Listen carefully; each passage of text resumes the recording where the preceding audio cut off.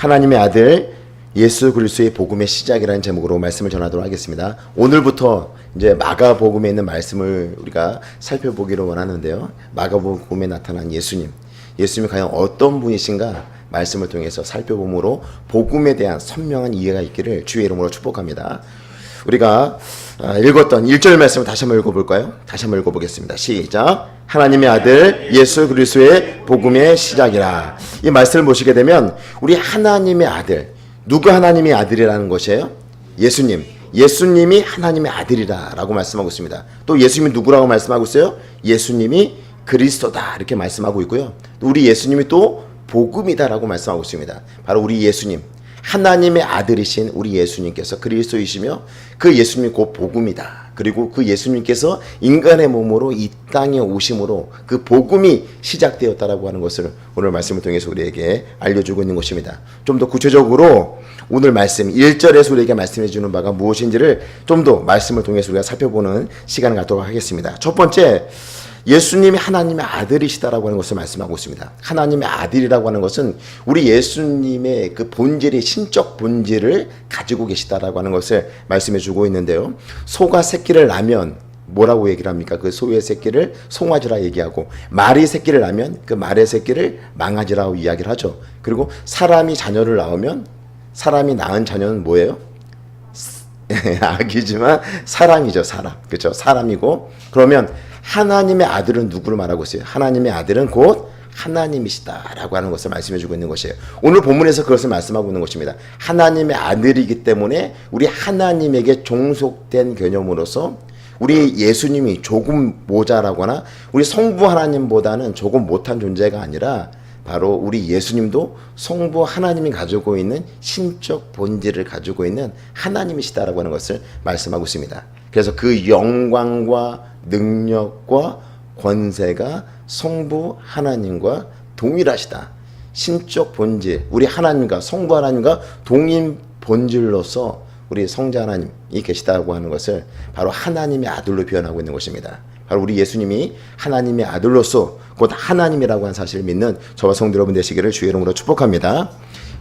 이 마가복음에는요, 예수님이 하나님의 아들이라고 하는 표현이 무려 4번이나 등장을 하고 있는데요. 첫 번째는 우리가 읽었던 마가복음 1장 1절에서 말씀하고 있고요. 두 번째는 마가복음 3장 11절과 마가복음 5장 7절에서 말씀하고 있습니다. 우리 마가복음 3장 11절 말씀을 같이 한번 읽어볼까요? 3장 11절 말씀 한 목소리로 읽도록 하겠습니다. 같이 읽겠습니다. 시작. 더러운 귀신들도 어느 때든지 예수를 보면 그 앞에 엎드려 부르짖어 이르되 당신은 하나님의 아들이니다 하니. 그러니까 귀신들도 뭐라고 얘기를 하고 있어요? 예수님을 향하여서 하나님의 아들이다 이렇게 고백을 하고 있습니다. 귀신들도 예수님이 하나님의 아들됨을 고백하고 있는데, 사실 이단에 있는 많은 종교들 가운데 특별히 여호와 증인은 예수님이 하나님이 아니다, 신적 본질로서 하나님이 아니다라고 이야기를 하고 있지 않습니까? 그런데 이 귀신들도 예수님이 하나님의 아들로서 하나님이라고 하는 것을 인정을 하고 있어요. 마가복음 5장 7절에 있는 말씀 볼까요? 넘겨서 보게 되면 5장 7절 말씀도 우리 같이 한 목소리를 읽도록 하겠습니다. 시작. 큰 소리로 부르짖어 이르되 지극히 높으신 하나님의 아들 예수여, 나와 당신이 무슨 상관이 있나이까? 원하건대 하나님 앞에 맹세하고 나를 괴롭히지 마옵소서 하니.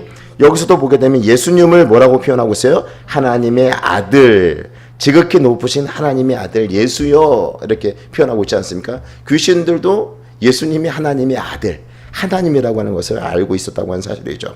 한 군데만 더 찾아보겠습니다. 마가복음 15장 39절 보겠습니다. 마가복음 15장 39절 말씀 같이 읽겠습니다. 시작.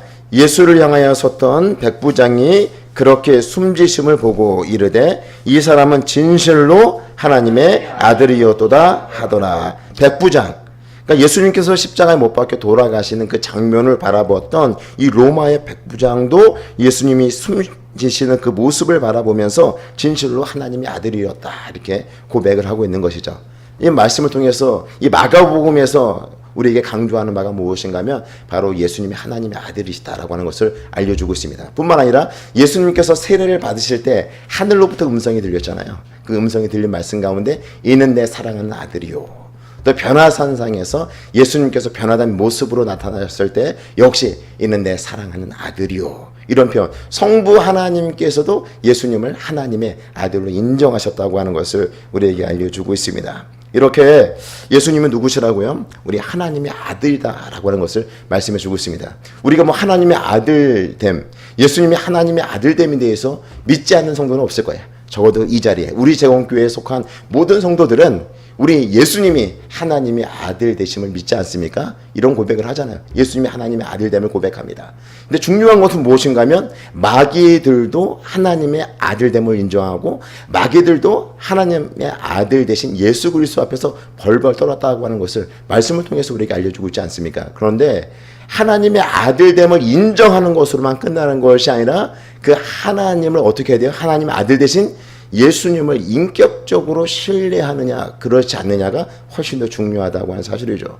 예수님을 나의 주인으로 모시고 나의 구원자로 받아들이냐 받아들이지 않느냐가 훨씬 더 중요하다고 하는 사실이죠. 하나님의 아들로 믿는 것뿐만 아니라 인격적인 관계를 우리가 유지하면서 나의 주인으로 모시고 그 주님께서 말씀하신 바를 순종하며 삶을 살아가는 것이 훨씬 더 중요함을 우리에게 알려주고 있습니다. 성도 여러분, 하나님의 아들 되신 예수 그리스도, 그분과 인격적인 관계를 돈독히 가질 뿐만 아니라 그분을 여러분들의 주인으로 모시고 삶을 살아가면서 우리 주님께서 말씀하신 그 말씀에 순종하며 삶을 살아가는 저와 성도 여러분 모두가 되시기를 주의 이름으로 축복합니다.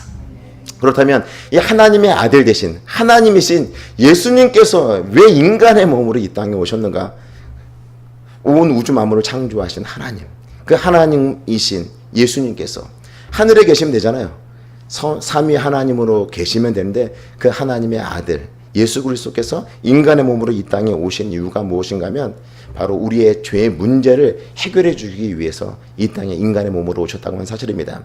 이 땅에는 모든 사람들은 죄를 범하였음에 하나님의 영광에 이를 수 없고 그 죄의 싹스로 모든 인간은 사망에 이를 수밖에 없는 거죠.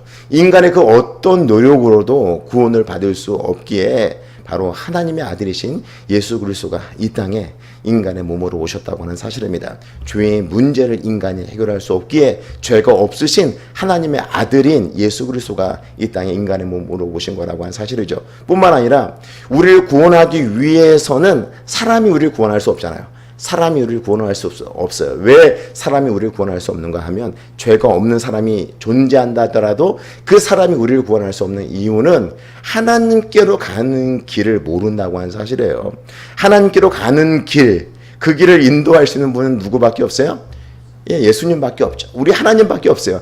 하나님만이 하나님께로 우리를 인도해 갈 수 있다는 것이에요. 바른 길이 무엇인지를 제시하고 우리를 인도해서 하나님께로 가게 할 수 있다고 하는 사실이죠. 사람이 하나님이 아닌 그 어떤 존재도 우리를 하나님께로 인도해 갈 수가 없기 때문에 하나님이신 예수님께서 인간의 몸으로 이 땅에 오셔서 우리 모든 죄의 문제를 해결하실 뿐만 아니라 구원으로 인도하는 그 길을 알려주시고 우리를 인도해 가신다고 하는 사실이죠. 그래서 요한복음에 보게 되면 예수님을 뭐라고 소개하고 있습니까? 예수님 자신을 어떻게 표현하고 있냐면 나는 길이요 진리요 생명이니 나로 말미암지 않고는 아버지께로 올 자가 없느니라.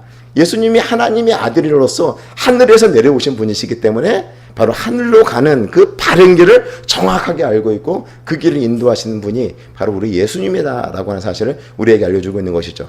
따라서 우리를 구원할 수 있는 분은 바로 하나님이 아니시면 할 수가 없는 것이기 때문에 우리 하나님께서 인간의 몸으로 이 땅에 오셨다고 하는 사실이죠. 그래서 빌립보서 2장 6절에서 8절에 있는 말씀을 보시게 되면 제가 읽어드리겠습니다. 그는 근본 하나님의 본체시나 하나님과 동등됨을 취할 것으로 여기지 아니하시고 오히려 자기를 비워 종의 형체를 가지사 사람들과 같이 되셨고 사람의 모양으로 나타나사 자기를 낮추시고 죽기까지 복종하셨으니 곧 십자가에 죽으심이라. 그러니까 하나님이신 예수 그리스도께서 하나님의 아들 되신 예수 그리스도께서 인간의 몸으로 이 땅에 오셨다고 하는 것을 말씀해 주고 있는 구절이죠. 이 땅에 오셔서 십자가에서 죽으심으로 우리의 모든 죄의 문제를 해결하셨다고 하는 것을 우리에게 알려주고 있습니다. 한번 생각해 보세요. 하나님의 아들이 인간이 되는 것, 그것은 창조주가 피조물이 되는 거잖아요.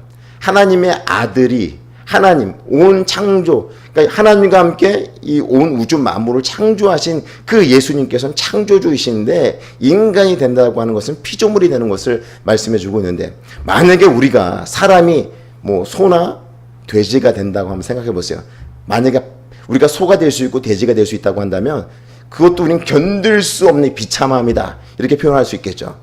피조물이 되는 거잖아요. 사람도 피조물이고 소도 피조물인데, 사람이 소가 된다고 하면 피조물이 되는 건데도 그건 비참한 것이고 견딜 수 없는 것인데, 우리 하나님은 창조주잖아요.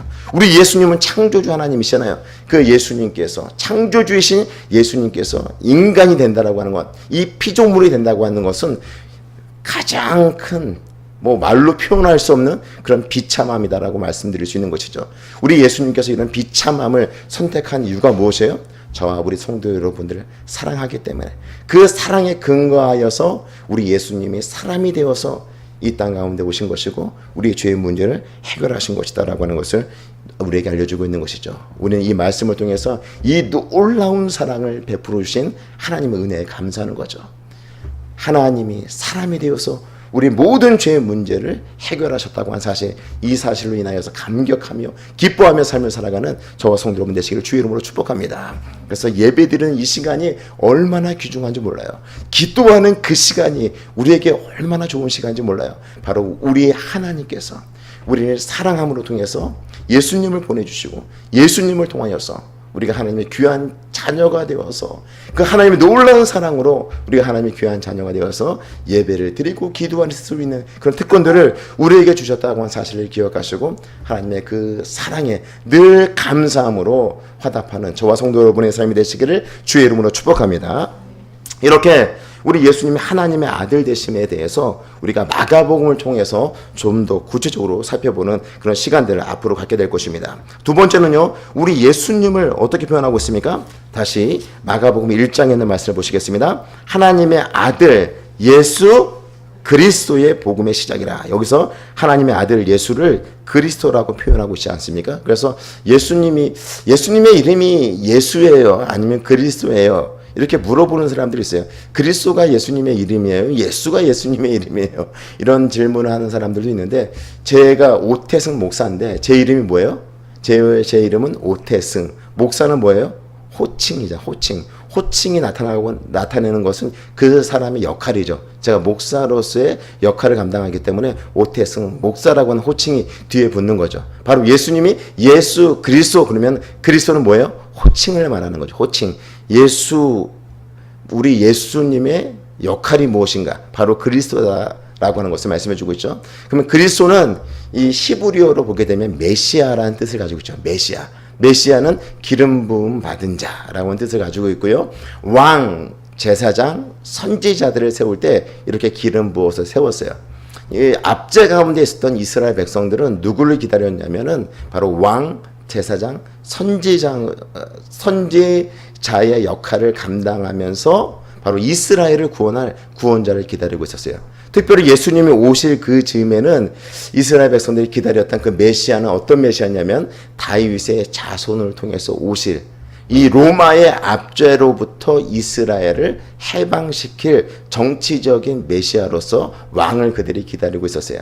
그래서 예수님이 이 땅에 오셨을 때 사람들이 알아봤어요? 못 알아봤어요? 전혀 알아볼 수 없었던 거죠. 그들은 정치적인 메시아, 이 로마의 압제로부터 이스라엘을 해방시킬 그런 왕으로서의 메시아를 기다리고 있었기 때문에 그들이 예수님이 이 땅에 오셨을 때 전혀 알아볼 수가 없었던 것이죠. 성경에서는요, 예수님이 이 땅에 오신 목적을 어떻게 말씀하고 있는가? 요한복음 1장 29절에 있는 말씀을 보시게 되면 제가 읽어드리겠습니다. 요한복음 1장 29절입니다. 이튿날 요한이 예수께서 자기에게 나아오심을 보고 이르되 보라, 세상 죄를 지고 가는 하나님의 어린 양이로다. 예수님께서 어떻게 오셨다는 것이요? 세상 죄를 지고 가는 하나님의 어린 양으로서 이 땅에 오셨다라고 말씀하고 있습니다. 모든 그 사람들이 지고 있는 그 죄의 문제를 해결하기 위해서 어린 양으로 이 땅에 오셨다는 것이에요. 많은 사람들이 기다리고 있는 그 메시아는 정치적인 메시아로서 마치 백마를 타고 긴 머리 막 휘날리면서 엄청난 군사, 로마를 압도할 만한 그런 군사력을 이끌고 오는 그런 정치적인 메시아로서 왕을 기다리고 있었는데, 예수님은 어떻게 오셨다는 거예요? 세상 죄를 짊어지고 가는 하나님의 어린 양으로서 이 땅에 오셨다고 하는 것을 말씀해 주고 있습니다. 그런데 구약에서도 이미 예수님이 이 땅에 오시기 700년 전에 이미 이사야 선지자를 통해서 하셨던 말씀이에요. 이사야서 53장 4절부터 6절에 있는 말씀을 보시게 되면 제가 읽어드리겠습니다. 그는 실로 우리의 질고를 지고 우리의 슬픔을 당하였거늘 우리는 생각하기를 그는 징벌을 받아 하나님께 맞으며 고난을 당한다 하였노라. 그가 찔림은 우리의 허물 때문이에요. 그가 상함은 우리의 죄악 때문이라. 그가 징계를 받음으로 우리가 평화를 누리고 그가 채찍에 맞음으로 우리가 나음을 받았도다. 우리는 다 양 같아서 그릇 행하여 각기 제 길로 갔거늘 여호와께서는 우리 모두의 죄악을 그에게 담당시키셨도다.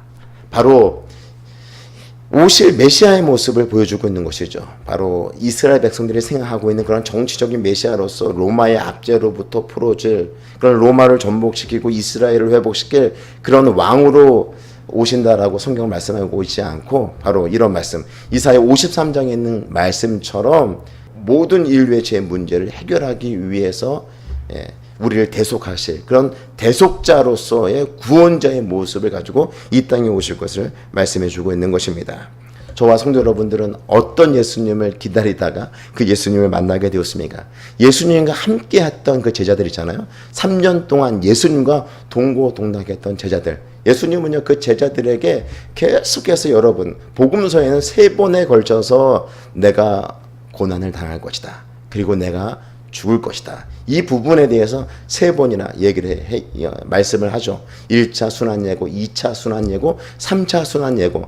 그러니까 예수님께서 3번만 말씀하신 것이 아니라 제자들과 함께 있으면서 늘 예수님께서 자신의 고난에 대해서 제자들에게 말씀을 하셨습니다. 그럼에도 불구하고 이 제자들은 늘 머릿속에 어떤 생각들을 가지고 있었냐면, 정치적인 메시아로서 이스라엘의 왕으로 등극하게 될 것에 대한 그런 꿈을 예수님의 제자들이 버리지 못했어요. 예수님과 몇 년 동안 동고동락했다고요? 3년. 3년 동안 동고동락했으면 적어도 이들이 예수님에 대한 생각들을 좀 이해도 했을 것이고, 예수님께서 왜 이런 말씀을 하셨는지 그들이 분명히 알았어야 되는데, 이런 그 정치적인 메시아로서 그 예수님을 바라보는 그 환상이 그들에게는 꺾이지 아니하였다고 하는 것이죠.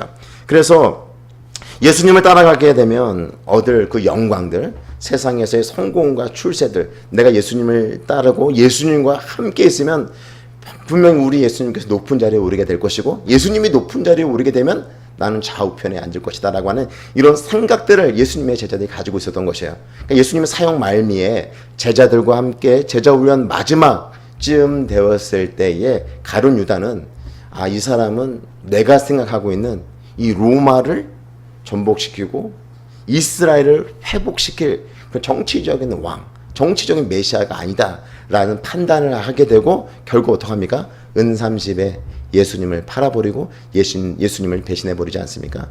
예수님께서 계속해서 그 제자들에게 순환 예고를 했음에도 불구하고 제자들은 어떤 일을 합니까?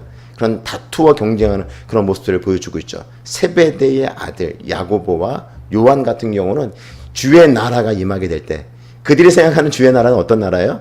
예수님이 정치적으로 로마의 압제로부터 이스라엘을 풀어내고 이스라엘의 왕이 되는 거예요. 그런 주의 나라가 임하게 될 때 자신들을 기억해서 자신들을 좌우편에 앉혀달라고 이야기를 하게 됩니다. 그리고 이 사실을 누가 알게 돼요? 나머지 제자들이 알게 됨으로 인해서 아주 서로 다툰 일들이 벌어졌는데, 다른 제자들이 다툰 이유가 뭐예요? 그래서 실제로 그 나라가 임하게 됐을 때 세베대 아들 야고보와 요한이 좌우에 앉게 되면 나머지 제자들은 뭐예요? 그러니까 자신들의 위치가 오히려 더 낮은 자리에 앉게 될 것을 우려해서 서로 다투고 있는 모습을 보여주고 있는 것이죠. 그러니까 이 예수님의 제자들은요, 거의 3년 동안 예수님을 따라다녔음에도 불구하고 몰랐던 거죠. 예수님이 어떤 구원자인지, 대속자로서의 그 구원자의 역할을 감당해야 될 것을 예수님의 제자는 정확하게 알지 못했던 것이에요. 뿐만 아니라 예수님께서 이 오병이어의 기적을 행하실 때도 많은 사람들이 예수님을 따르지 않습니까? 심지어 예수님을 왕으로 임금 삼으려고 하는 그런 모습을 또 보여주고 있죠. 그때 예수님께서 강제로 무리들을 해산시키시고 그다음에 예수님의 제자들은 강 건너편으로 가는 배에 올라타 보내시고 예수님은 산에 올라가셔서 하나님께 기도했던 그런 장면들도 복음서에서 나타나고 있습니다. 그러니까 이런 모습을 통해서 우리에게 알려주고 있는 것이 무엇이에요? 사람들은 예수님을 따르는 목적이 죄로부터 우리가 구원을 받고 하나님과 친밀한 관계를 다시금 회복해서 하나님께서 우리의 지으신 그 목적에 합당한 삶을 살아가는 것이 그들이 추구하는 것이 아니라 그들이 추구하는 것은 뭐예요? 예수님을 따라가면 무엇을 먹을 수 있어요? 떡을 먹을 수 있는 거죠. 예수님을 따라가는 그 제자가 되면 성공할 수가 있고 출세할 수 있을 것이다라고 하는 그런 기대감을 가지고 예수님을 따랐던 그런 모습을 우리에게 보여주고 있는 것이죠. 예수님은요, 세상 죄를 지고 가는 하나님의 어린 양으로서 이 땅에 오신 것이고 그 죄의 문제를 해결해 주심으로 하나님과 우리의 관계가 다시금 친밀해지면서 하나님께서 우리를 지으신 그 창조의 목적에 부합한 삶을 살아가도록 만드신 것인데 사람들의 관심은요, 예수님을 따르면서 얻고자 하는 것이 예수님을 잘 믿어서 출세하고 싶은 것이고 예수님을 잘 믿어서 정말 경제적으로 부해서 떡을 얻고자 하는 그 마음들이 그들에게 있었다고 하는 것을 우리에게 알려주고 있는 것입니다. 저와 성도 여러분들은 어떤 목적을 가지고 우리 예수님을 따라가고 있는가 다시 한번 생각해보는 그런 시간을 가졌으면 좋겠어요. 우리가 정말 경제적으로 부유해지고 성공과 출세를 목적하거나 떡을 얻기 위해서 우리 주님을 따르고 있다고 한다면 그것을 얻지 못할 경우 어떻게 돼요? 낙심하고 주님을 떠날 수 있는 것이에요. 예수님이 십자가에 못 박히는 그 현장에는 예수님의 제자들이 없었잖아요. 다 떠나고 말았잖아요. 그들이 어떻게 예수님을 따랐는지를 보여주고 있는 것이에요. 우리도 마찬가지예요. 우리가 주님을 만나서 성공하기를 원하고 우리가 주님을 만나서 출세하기를 원하고 우리가 주님을 만났기 때문에 떡을 먹기를 원하는데 그것이 채워지지 않게 될 때 우리 낙심하고 실망하게 되고 주님을 떠날 수 있다고 하는 사실이죠. 우리 주님을 통해서 우리 하나님께로 더 가까이 나가서 우리 하나님과 그런 친밀한 관계를 회복하면서 하나님께서 우리를 지으신 그 본연의 목적에 합한 삶을 살아가는 것, 그것이 바로 우리의 신앙하는 그 목적인데 우리 예수님을 따르는 목적인데 우리 안에 그런 다른 동기들과 다른 목적이 생기지 않았는가를 점검해 보시고 예수님을 통해서 얻고자 무엇인가 다른 것을 얻고자 하는 그런 것이 아닌 그냥 예수님 한 분만으로 만족하며 삶을 살아가시는 저와 성도 여러분 모두가 되시기를 주의 이름으로 축복합니다. 세 번째는요, 오늘 말씀 다시 한번 1절 말씀 읽어볼까요? 시작. 하나님의 아들 예수 그리스도의 복음의 시작이라. 예수님이 복음이다라고 말씀하고 있고요. 그 예수님이 이 땅에 오심으로 그 복음이 시작되었다라고 하는 것을 우리에게 알려주고 있습니다. 하나님이신 예수님께서 인간의 몸으로 오셔서 그리고 율법이 요구하는 바를 예수님께서 완벽하게 성취하시고 또 십자가에 달려 돌아가심으로 통하여서 우리의 하나님께서 율법이 우리에게 요구하는 것, 율법의 요구를 만족시키시잖아요. 우리 예수님께서 율법이 원하는 이 땅에 있는 모든 죄 지은 사람들은 하나님의 심판을 받아야 된다라고 하는 것. 근데 우리 예수님께서 십자가에 달려 돌아가심으로 율법이 요구하는 것을 우리 예수님께서 다 성취하시고 그 율법의 요구에 대해서 우리 하나님께 만족을 드리신 분이 바로 우리 예수님이라고 하는 사실이죠. 따라서 이 복음이 무엇입니까? 예수님께서 십자가에서 우리의 모든 죄의 문제를 해결하셨다고 하는 것을 믿는 것. 이것이 믿음이잖아요. 그것을 믿게 될 때 하나님의 자녀가 되는 것이죠. 하나님의 자녀가 되는 그 권세를 얻게 되는 것인데 이것이 바로 복음이라고 하는 것이죠. 우리 어떤 노력과 우리가 어떤 그런 열심 아니면 어떤 자격 아니면 어떤 우리가 공로가 있어야지 우리가 하나님의 귀한 자녀가 될 수 있다라고 말씀하고 있는 것이 아니라 바로 그 예수 그리스도를 우리 주로 고백하게 될 때 예수 그리스도를 우리가 믿게 될 때 우리가 하나님의 귀한 자녀가 될 수 있다라고 하는 것을 이 복음서를 통해서 우리가 앞으로 살펴보게 될 이 마가복음을 통해서 선포하고 있는 것이에요. 무엇인가 우리가 요구하지 않다는 것이요. 똑바로 살아라. 아니면 뭐 행실을 바르게 하라. 아니면 헌금을 많이 하라. 아니면 뭐 예배 때마다 철저하게 예배드려라. 뭐 이런 것들 우리에게 전혀 요구하지 않아요. 예수 그리스도를 통해서 시작된 그 복음, 그 복음을 믿음으로 예수님을 믿음으로 구원에 계속해서 선포되는 장면들이 이 복음서에서 나타나고 있다고 하는 사실이죠. 우리에게 어떤 그런 행위라든지 노력이라든지 공로라든지 어떤 자격도 요구하지 아니하시고 인간의 몸으로 이 땅에 오신 그 예수님을 받아들이게 될 때 구원이 선포된다고 하는 것을 말씀을 통해서 우리에게 알려주고 있습니다. 예수 그리스도를 주로 고백하는 자들, 예수님을 믿음으로 통해서 하나님의 귀한 자녀가 된다고 하는 사실을 우리가 이 복음서를 살펴보게 될 때 다시 한번 확신하는, 흔들리지 않는 그 믿음을 가지고 내가 예수 그리스도를 믿음으로 구원받은 하나님의 자녀가 되었다고 하는 사실, 이 사실을 보다 분명히 하는 저와 성도 여러분 되시기를 주의 이름으로 축복합니다. 그런데 이 복음을 변제시키는 자들이 이 초대교회부터 시작해서 오늘날까지 존재하잖아요. 이 복음을 변제시키는 자들. 이 복음을 변제시킨다라고 하는 것은 어떤 의미가 있냐면 예수 그리스도를 믿는 것만으로 왠지 부족하다라고 말하는 자들이 초대교회부터 지금까지 계속해서 있었다는 것이에요. 교부 시대에도 이 아리우스라고 하는 사람이 예수님의 신성에 대해서 부인을 해요. 예수님의 신성을 부인하게 되면 어떤 문제가 생기냐면 예수님께서 성취하신 이 구원이 부족한 것이 되어버리고 인간의 어떤 노력이, 인간의 열심이 있어야지 이 구원이 완성된다라는 그런 잘못된 그런 교훈들을 우리에게 줄 수 있다고 하는 사실이죠.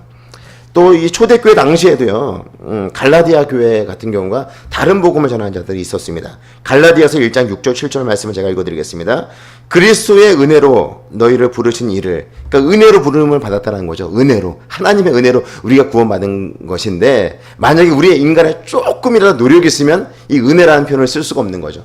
하나님의 은혜로 값없이 주신 그 선물로 구원받았는데 그 그리스도의 은혜로 너희를 부르신 이를 이같이 속히 떠나 다른 복음을 따르는 것을 내가 이상히 여기노라. 예수님을 믿는 것 외에도 율법을 지켜야 된다. 예수님을 믿는 것만으로는 부족하다. 뭔가 보충을 해야 되는데 그 보충해야 될 게 무엇이에요? 율법으로 보충을 해야 되고 할례를 행하거나 유대 절기를 지키거나 이런 것들을 통해서 예수님만으로 부족한 그것을 채워 넣어야 된다라고 하는 그런 주장들을 했다고 하는 사실이죠.